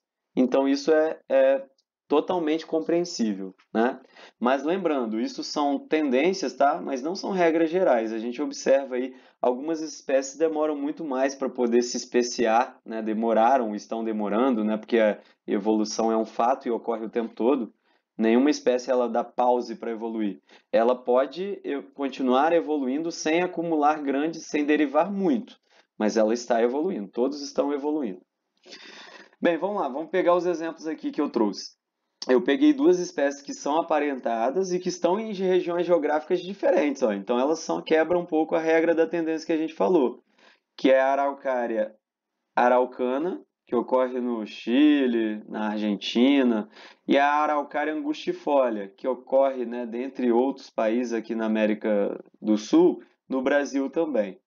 E aí, olha só, tudo bem, aqui é um exemplo de que elas são aparentadas, né? Elas estão aparentadas em regiões geográficas diferentes, mas estão até no mesmo continente. A gente pode extrapolar isso, né? Aqui, por exemplo. Só terminar esse exemplo, tá, gente? Só para eu não perder o raciocínio, tá? Senão eu esqueço o que eu estou falando. Aqui a gente tem ó, espécies de Araucária araucana e a Araucária angustifolia, né? A Araucária angustifolia ela ocorre bastante aqui na América do Sul, né? Dentre os países, inclui a Argentina, Paraguai e o próprio Brasil. No sul do Brasil, a gente sabe que a Araucária é um símbolo, inclusive, né? É uma planta tradicional. E olha que interessante, o mesmo gênero, ou seja, elas têm parentesco taxonômico a nível de gênero, pelo menos, né? Isso se deve provavelmente a um isolamento geográfico devido provavelmente movimentação de placas, né? E a formação desses continentes. Só que ocorrem também, né? Na Austrália, por exemplo. O que nós observamos é o seguinte, né? São espécies diferentes, tá? A gente está falando de equivalência ecológica. Então, são espécies diferentes, mas que lá nessas áreas, cada um no seu local, desempenham funções extremamente parecidas, tá? Tanto é que, né, são aparentadas. Mas observe o seguinte, esse isolamento geográfico foi suficiente para se tornarem espécies distintas, né? Então, aqui eu tenho a araucana na Austrália e aqui no Brasil, por exemplo, eu tenho a angustifolia. Quando a gente compara os dois, o padrão dos estróbilos é diferente, a, a pinha, né? Na verdade, a pinha e estróbilos são sinônimos, né? Que seria essa inflorescência, não é flor, tá? Porque são gimnospermas. Mas ó, o padrão ele é diferente, apesar dos dois terem. O pinhão, que seria a semente, também é um padrão diferenciado, mas a forma de utilização pelos agentes que se alimentam é parecida, a forma de dispersão, a importância ecológica no meio, né, e as interações relacionadas são extremamente semelhantes. Então, equivalentes ecológicos, tá bom? Agora pode perguntar. Então, justamente por isso que você está falando que essas espécies, né, que são equivalentes ecológicos, o Eduardo perguntou se essas espécies elas podem ocupar nicho de uma espécie que já se extinguiu quando tenta, por exemplo, recuperar um ecossistema. Espera, deixa eu entender a pergunta. Se equivalentes ecológicos podem ocupar nichos desocupados, né? Que ficaram desocupados quando alguma outra espécie se extinguiu? Exato. Como se fosse Entendi. essa araucária, por exemplo. Extinguiu do Brasil, traz a da Austrália para cá. Pode. Boa pergunta. Isso pode acontecer, mas isso depende de N fatores, né? Principalmente a questão climática, né? Algumas espécies, para isso a gente tem que avaliar toda a tolerância. Então, assim, respondendo a pergunta, pode sim. Mas para saber se isso vai ocorrer ou não, né, isso é uma possibilidade. A gente tem que conhecer de uma forma bem profunda os limites de tolerância e o nicho multidimensional que a gente falou no início da aula de hoje, de cada uma dessas espécies. Como elas apresentam, né, nichos parecidos, funções semelhantes em ecossistemas distintos, em geral, isso acontece devido também a condições climáticas, por mais que estejam em continentes diferentes, são condições climáticas que em determinados momentos são parecidas também. E aí a gente parte do pressuposto, a gente cria a hipótese de que eu conseguiria utilizar, sim, eu conseguiria, na extinção de angustifolia aqui no Brasil, eu conseguiria trazer a araucana e ela poderia se estabelecer muito bem. Isso é uma hipótese bem plausível, tá? Então a resposta é sim, tá? Isso acontece, já aconteceu em várias tentativas para outras situações.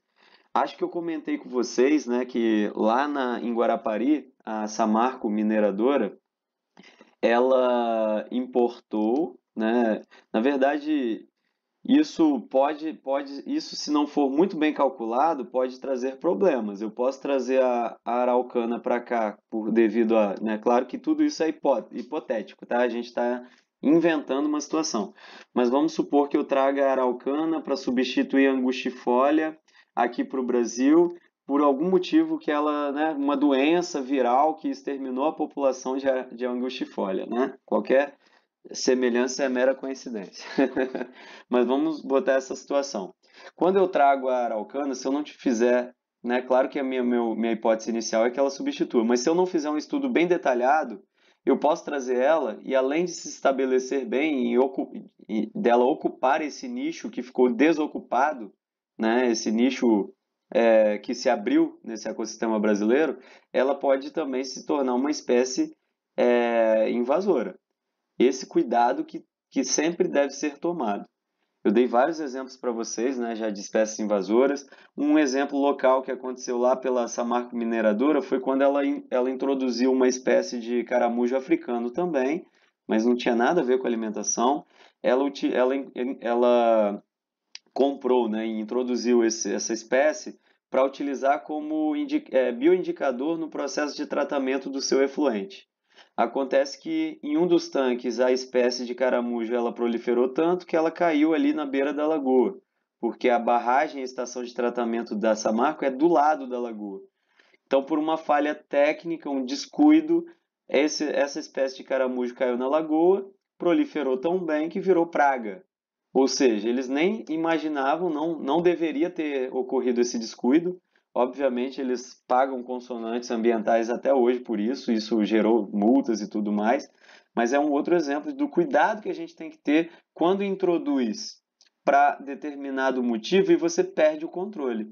Né? Lógico que a maioria das espécies que foram introduzidas pelo homem, ele não queria que se tornassem espécies invasoras, né? Só eram espécies exóticas, mas que ele imaginou ter controle inicialmente. Tanto espécies de peixes, de gastrópodes, espécies vegetais, como a própria leucena que eu falei. Claro que o objetivo não é que ela se torne uma praga, uma espécie invasora. Mas, né, aconteceu em vários exemplos aqui no Brasil e no mundo, e esse cuidado ele tem que ser tomado, né? Por isso que eu falei na hora que o André perguntou sobre a introdução de espécies num ecossistema para controle biológico, num sistema agroflorestal ou num sistema agroecológico qualquer, tem que ter certeza absoluta. Isso vem de estudos a longo prazo. Não é pensar, pode e solta, né? Não é assim. A gente nunca sabe o que pode ocorrer com aquela espécie no meio. Existem algumas formas de introdução de espécies híbridas ou, né, criadas em laboratório que são mais seguras, né? São espécies, por exemplo, vocês já ouviram falar de híbridos de mosquito da dengue que eles soltam para poder fazer o controle biológico, né, e diminuir a população de mosquito, porque o que eles lançam no ecossistema não geram descendentes, né, são machos, eu acho, né? Agora até esqueci um pouco o exemplo, mas se não me engano são fêmeas inférteis para que o ciclo do mosquito não se propague. Então você tem variando daqui do que a gente está falando aqui ambientalmente, você tem várias outras situações possíveis, inclusive a criação de organismos, né, que também podem se tornar pragas se não for bem feito. Bem, outro exemplo aqui agora de aves que não são aparentadas e que dispersam sementes da araucária. Elas não são aparentadas mesmo, aqui a gente está falando da gralha azul, né, e do louro. Então a gralha azul aqui, ó, da cabeça preta, e do louro são espécies taxonomicamente falando, ambas são aves, mas são espécies taxonomicamente falando bem diferentes, bem afastadas, pertencem a famílias de aves bem distintas, né, bem distantes. A gralha azul ela é parente do corvo, ela é da família Corvidae, enquanto os louros, né, dessa espécie, Henicognathus leptorhynchus, nossa, meu Deus, leptorhynchus, né, pertence à família dos psitacídeos, né? Então são bem distantes, mas em termos de função ambiental, né, elas desempenham papéis bem próximos. Ambos são dispersores extremamente importantes das sementes da araucária, tá? Elas que pegam o fruto ali, né, o fruto seco e acabam dispersando a semente e garantindo a reprodução da araucária. Aqui eu trouxe para vocês, vou dar uma acelerada rapidinho aqui, gente, só para a gente concluir, que eu estou vendo que já deu 1h34, só para garantir. Aí no final a gente abre para perguntas. E aí eu nem ligo de ficar mais tempo, tá? Mas é só porque eu não posso segurar todo mundo, né? Depois que a aula encerra.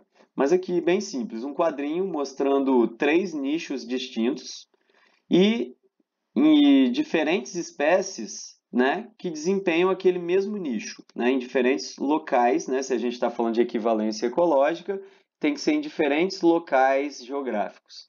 Então, eu tenho aqui, né, considerando zonas costeiras da América do Norte e da América Central. Então, você tem uma região desculpa, mais tropical, uma região da costa, uma região próxima à costa do Golfo Ocidental Superior e uma região da costa leste superior. São 3 regiões distintas, né, e que apresentam espécies de herbívoros, todos aqui no caso do mesmo gênero, né, gênero Litorina, então são espécies que são aparentadas taxonomicamente, mas são espécies distintas. Todas elas, cada um no seu respectivo local, são pastejadores extremamente importantes nos costões, nas regiões entre marés, aquela região de variação da maré, que a gente encontra aqui também, né, na América do Sul, várias espécies do gênero Litorina. Só para vocês lembrarem o que é, aquele gastrópodezinho, aquele caramujozinho que tem a concha em formato de espiral, tá bom? Então, exemplos de equivalentes ecológicos. Você tem outros exemplos, né, de carnívoros bentônicos, ó. E aí aqui a gente sai já um pouco do parentesco taxonômico, porque você pega espécies de lagosta, né, gênero Palinurus, caranguejo real, paralitodes, desculpa, gente, hoje eu estou engasgando aí na taxonomia. O caranguejo guaiá, menipe, a lagosta americana, omarus. Então, olha, observa, são diferentes espécies, né? Alguns lagostas, alguns caranguejos, que não são aparentados, ó, cada um pertence a um gênero diferente, mas que desempenham a mesma função, né? Funções semelhantes em locais distintos. Então, são equivalentes ecológicos. E, para finalizar, peixes planctófagos, né? Que se alimentam de plâncton. Então, aqui eu tenho anchova, arenque, né, o sável, o airenque do Atlântico, são todos de, né, espécies distintas e não aparentadas taxonomicamente. Então, a gente tem também equivalentes ecológicos que são bem diferentes, né? São espécies bem distantes taxonomicamente. E complexidade ecológica. Para a gente finalizar o último assunto, a gente vai falar da complexidade ecológica. Quando a gente fala complexidade, a gente está falando do quê? Né? De algo que não é simples. Então, a complexidade ecológica, né, de qualquer comunidade ecossistêmica, ela vai ser o resultado da diversidade de espécies. Ou seja, quanto maior a diversidade, em geral, maior a complexidade desse ecossistema. Tá? E se você tem maior diversidade, obviamente, a possibilidade de cada indivíduo desse aí se cruzar com outro, ou seja, esses entrelaçamentos que ocorrem principalmente com relação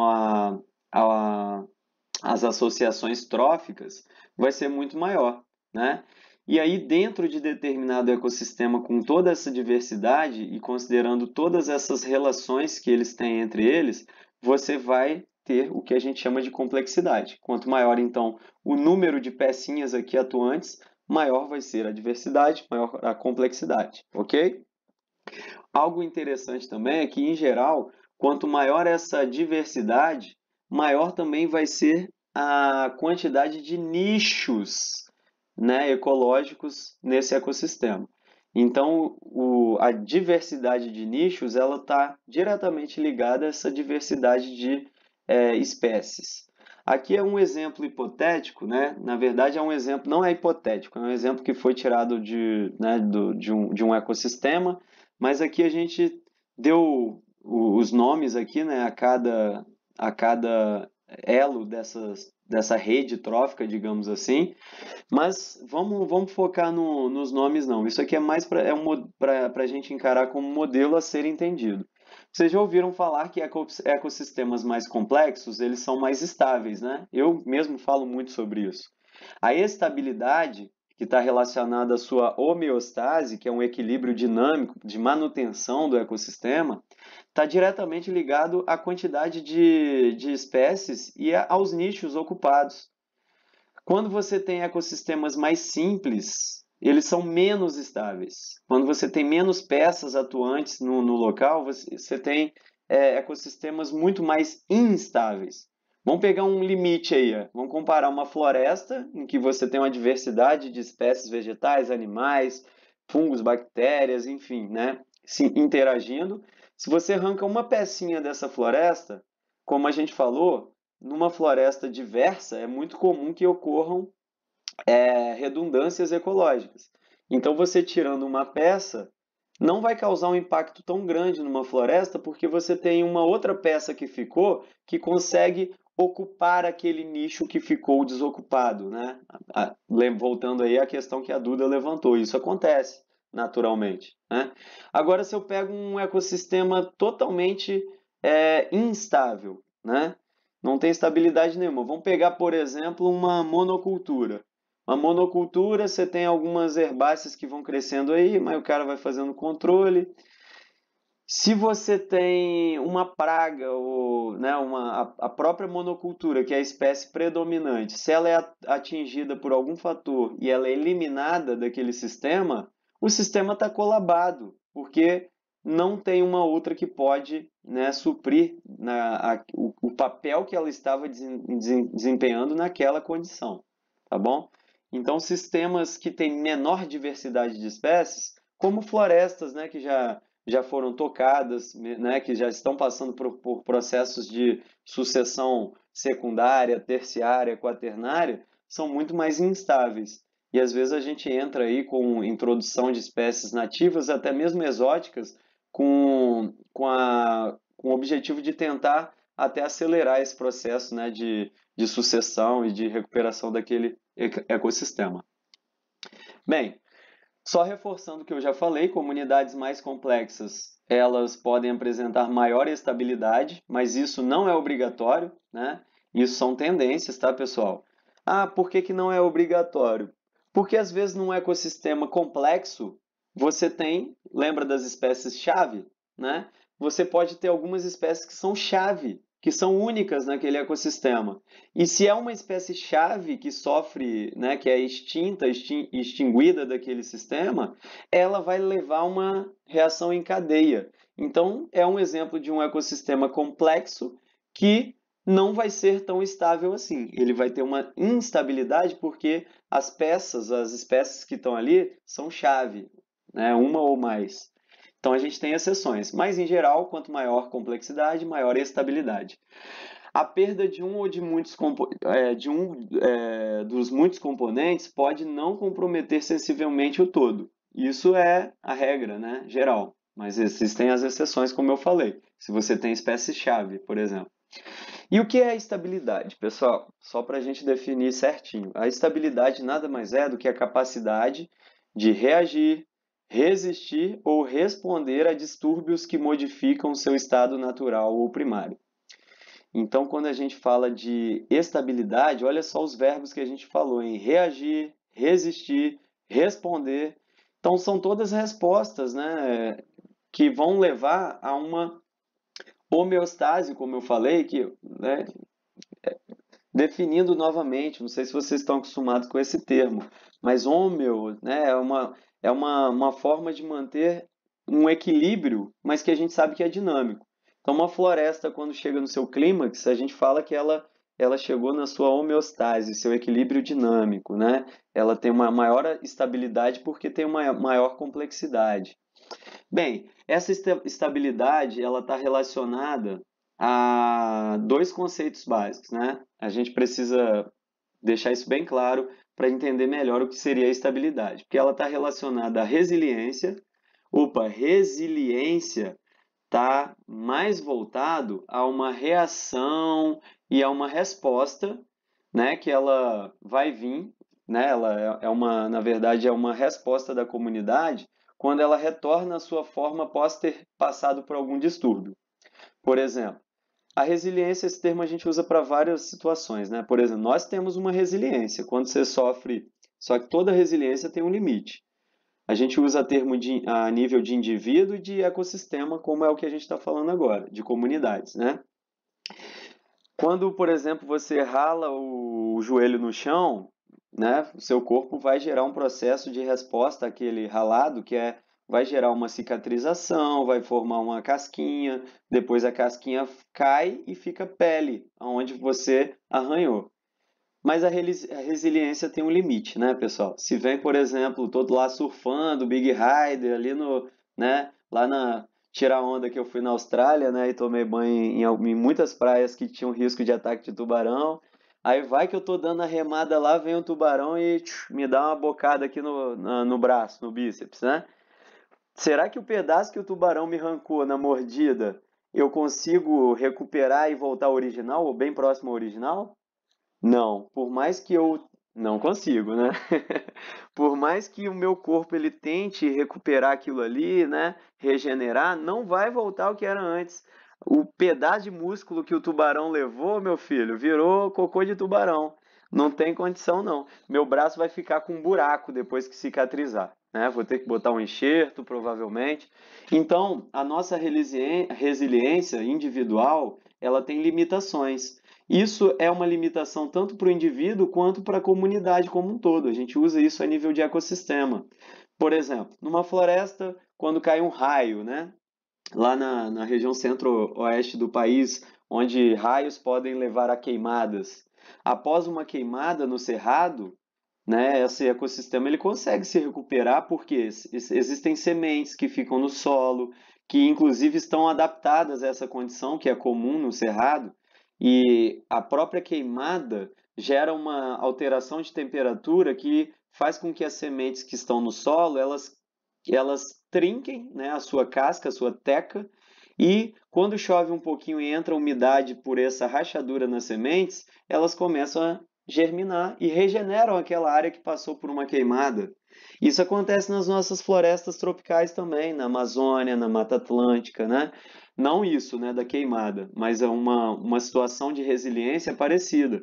A gente sabe que quando cai uma espécie de árvore muito grande dentro da Mata Atlântica, ela sai arrastando as lianas, né, aquele monte de cipó que está emaranhado com as árvores do lado. Então, uma árvore grande de 30 metros, por exemplo, caindo numa floresta, ela não cai sozinha, ela cai arrastando geral. E aí forma-se uma grande clareira na floresta. Essa clareira, por sua vez, né, vai permitir que o sol, que a luz solar chegue até lá onde não chegava antes. E essa chegada da luz lá no solo vai fazer com que o banco de sementes das espécies ali da floresta tropical quebrem também suas dormências e comecem a germinar, formando primeiramente aquelas pioneiras, né, que depois vão permitir a chegada das secundárias, das arbustivas, até que as arbóreas se desenvolvam novamente. Se esse ecossistema tem condição de se recuperar a esse ponto, de fechar aquela clareira novamente, claro que isso não é do dia para a noite, né? Isso leva tempo. Quanto maior o organismo e maior o ecossistema, maior o tempo para poder, né, essa resiliência ter efeito, mas se é capaz de regenerar algo muito próximo ao que era antes, é resiliência. Diferente de resistência, né? Resistência seria a capacidade de evitar a mudança em seu estado natural ou primário. Então, a resistência é uma forma que a comunidade biológica, né, o ecossistema como um todo, ele evita certa situação. Por exemplo, né, quando você tem o efeito de borda, você tem ecossistemas que são mais resistentes que outros à ação de ventos, por exemplo, né? A gente sabe que quando tem algumas espécies arbóreas de tronco mais largo, com raízes mais profundas, elas resistem melhor à ação do vento e aquela comunidade como um todo acaba não tendo tantas mudanças devido a esse efeito, né, de bloqueio, de barreira física que essas espécies mais robustas proporcionam para as espécies que estão no interior dessas comunidades. Então é um exemplo de resistir. Outras situações não, a resistência é baixa. E aí vem as mudanças. Aí tem que ver se o ecossistema vai ter resiliência suficiente ou não. Então são dois conceitos muito importantes para a gente que interferem na estabilidade, na homeostase dos ecossistemas. E aí, pessoal, para entender melhor ainda o que eu, né, expliquei definindo e através de exemplos, tem os modelos, né? Esses modelos foram tirados do livro do Begon, de Ecologia, e ele é bem interessante porque é simples de entender. Vamos lá, uma situação, como seria uma situação de baixa resistência e uma situação de de baixa resiliência e uma situação de alta resiliência. Vamos supor que nesses modelos aqui hipotéticos, né, modelos que foram criados com bolinhas e superfícies planas, que eu tenho o seguinte: a resiliência é o estado de chegar o mais próximo ao original, que nesse caso está representado pelo X. Na primeira situação, se eu empurrar a bolinha com o dedo, ela vai chegar rapidamente a esse X? Se eu aplicar uma força muito grande, pode ser que sim, né? Mas se eu der só uma encostadinha, só tocar nessa bola, será que ela chega ao X? Será que ela chega? E o X está representando a nossa configuração da comunidade, né, estável, original? Será que chega? Não, né? Provavelmente não. Ou chega muito devagar ou chega perto. Isso a gente chama de baixa resiliência. Agora, se eu pego uma bolinha, não preciso nem dar um toque, né? Eu solto ela de uma superfície inclinada, como está essa segunda situação. Será que ela vai chegar rapidamente ao X? Óbvio, né? Se eu empurrar, chega mais ainda, mas se eu só soltar a bolinha, ela já vem naturalmente, ela chega ao ponto X, ou seja, se tem uma alta resiliência, a resposta é rápida, né? Quase que instantânea. E a gente tem as resistências, né, que a gente falou. A resistência, então, seria evitar mudanças, né? A gente considera uma situação de baixa resistência, agora a gente tem a bolinha numa superfície plana também. Se eu tocar nessa bolinha, ela vai. Aí a resistência está relacionada a se manter no lugar agora, nessa situação. Então é a bolinha ficar onde ela está quietinha, isso é resistência. Se eu tocar nessa bolinha, ela vai se mover? Muito provavelmente. Então vai ocorrer mudança. Então eu estou falando em baixa resistência. Agora, se eu pego essa bolinha, corto ela no meio e boto a superfície plana dela, da metade, em contato com a superfície plana, né, que ela vai estar apoiada, ela criou um atrito aqui, uma estabilidade, a estabilidade aumentou muito aqui. Então, por quê? Porque a resistência agora vai ser muito maior. Se eu tocar nessa bolinha, ela não vai mover de lugar ou vai mover muito pouco, porque ela não tem mais um formato que favorece ela rolar na superfície plana. Então aí eu tenho uma situação que você evita mudanças, eu tenho uma alta resistência. Mais didático que isso, né, pessoal? Só 2 disso, não tem. Para finalizar, último slidezinho, e aí eu abro para perguntas, outros modelos, né, porque a gente sempre fala de estabilidade, né, envolvendo resiliência e resistência, mas a gente tem várias situações. Vamos pensar na estabilidade de uma forma geral, né? Situações mais globais. Quando você tem uma condição, um modelo como esse aqui, né? Um ecossistema que apresenta baixa estabilidade global. Por que apresenta baixa estabilidade global? Olha a bolinha onde está. Se eu empurrar ela dali, ela cai por ribanceira abaixo. Então, ela está saindo de uma posição, tem baixa resistência, né? E está saindo do seu original, tem baixa resiliência. Então, isso aqui configura uma característica de baixa estabilidade global. Você pode ter uma baixa estabilidade global, mas pontualmente, localmente, você ter uma estabilidade alta. Vamos supor agora nesse modelo, ó, você tem aqui, ó, se essa bolinha estiver fora daqui, qualquer lugar, ela vai sair rolando. Mas aqui onde ela foi colocada nessa situação, nessa depressão, ela está totalmente estável. Então eu tenho uma estabilidade local num contexto de instabilidade ou de baixa estabilidade global, tá? Outra situação aqui, ó. Aqui nesse desenho eu tenho uma alta estabilidade global, né? Vamos pegar o da direita primeiro, para ficar mais fácil de entender. Aqui eu tenho uma alta estabilidade global. Se eu empurrar essa bolinha, ela vai até voltar para o mesmo lugar e parar, né? Então isso é uma alta estabilidade global e local também, né? Se eu soltar a bolinha, ela sempre vai parar no mesmo local. Agora, nessa segunda situação, eu tenho uma elevada estabilidade global, mas localmente eu tenho uma baixa estabilidade, porque se eu empurrar essa bolinha, ela não vai voltar para o mesmo lugar, né, com relação a esse local aqui. E os dois últimos gráficos aqui, eles representam... Eu gosto de interpretar gráficos com vocês, pessoal, porque eles são modelos, e ecologia, da forma que a gente está estudando, vocês já perceberam desde a primeira aula que é muito modelo.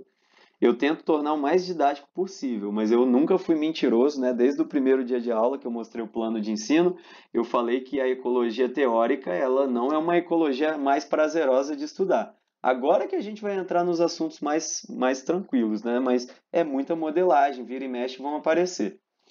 Aqui a gente tem dois modelos também, só relacionando, né, parâmetros ambientais, então a gente entra naquela concepção nossa de nicho multidimensional, que a gente falou no início da aula. Então, ecossistemas em que tiverem parâmetros ambientais, né, variáveis ambientais que se relacionam e tem uma limitação na combinação desses parâmetros, você vai ter uma maior fragilidade.